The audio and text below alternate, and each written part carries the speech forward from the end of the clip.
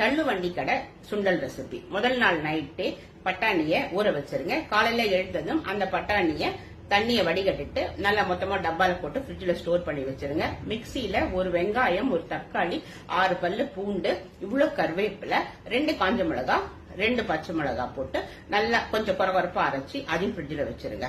Evening இந்த சுண்டலை எவ்வளவு உங்களுக்கு தேவையோ அதை குக்கர்ல நல்லா குழைய வேக வச்சு எடுத்து வச்சுக்கோங்க.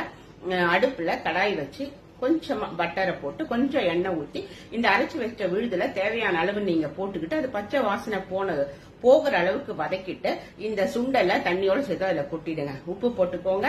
அது எவ்வளவு கன்சிஸ்டன்சி வேணுமோ அந்த அளவுக்கு உங்களுக்கு கொதிக்க வச்சு இறக்கிக்கோங்க. கொத்தமல்லி தூவுங்க. கொஞ்சம் பச்சை வெங்காயம் அரிஞ்சு போட்டுருங்க. சுட சுட நமக்கு தள்ளுவண்டி கடை சுண்டல் தயாராயிடும். கொஞ்சம் டீ போட்டுக்கோங்க. ஒரு வாய் இதை எடுத்து அப்படி வாயில போட்டு இந்த டீ அப்படி குடிச்சு பாருங்க.